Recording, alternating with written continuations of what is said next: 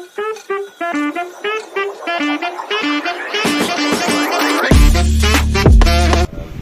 tayong customer na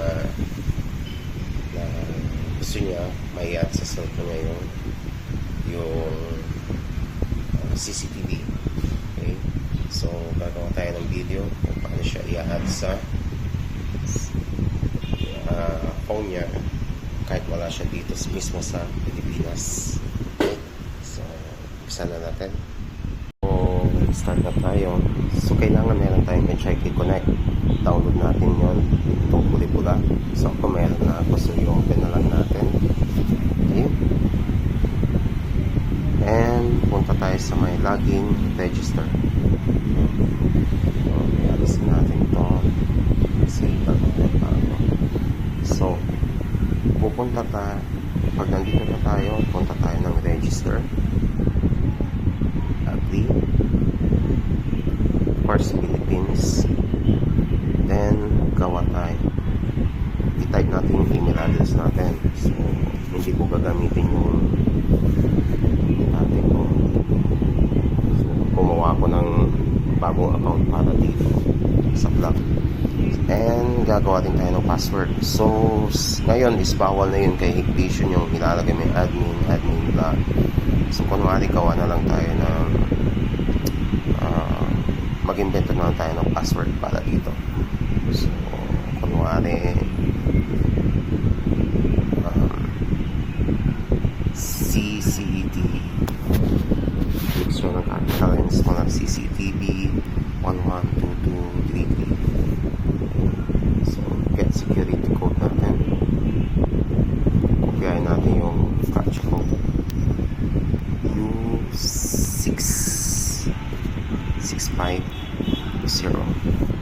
IQ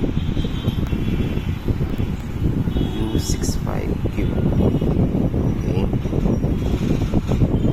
Then, punta tayo dun sa Gmail natin. Hanapin natin yung kunin natin yung security code.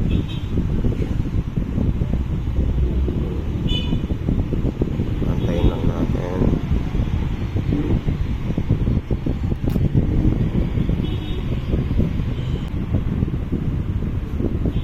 Mabagal yun.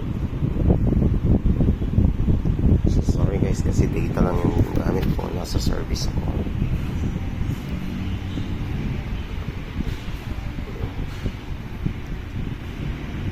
Pero parang nababasya ko siya. 7670 yan siguro. Try natin yung type 7670 finish.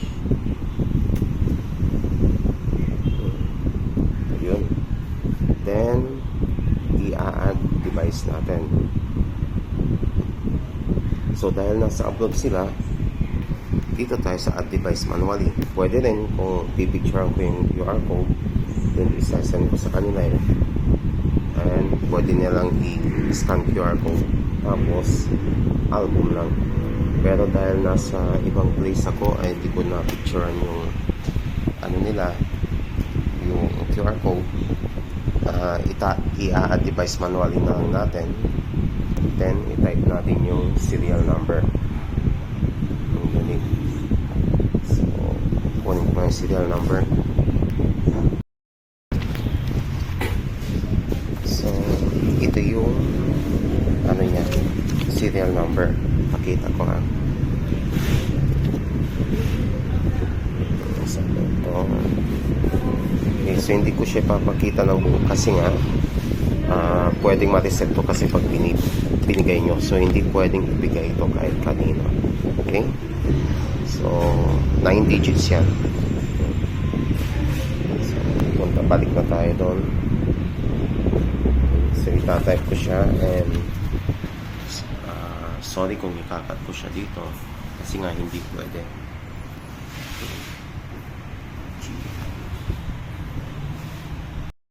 So, click natin yung add. Then, meron siyang verification code.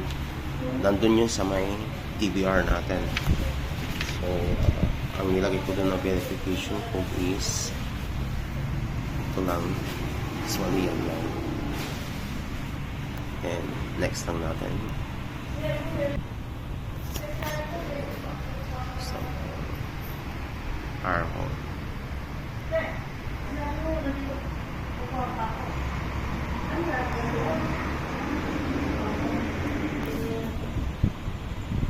So, next natin. Okay, finish. Skip lang natin to. Hindi ko pwedeng ipakita ng matagal sa inyo kasi nga hindi sa akin yung bahay na yan. Sa client yan. And baka mapagalitan tayo. So, yun lang kung paano mag-add. Yun lang kung paano mag-add. Sorry kung inalis ko yung mga ibang details kasi nga hindi natin pwedeng ibigay yung ang tawag ito, yung serial number kasi nga pwedeng ma-reset yun ng mga installer. Okay. So, hope nagturo po and please like and subscribe na rin. Thank you.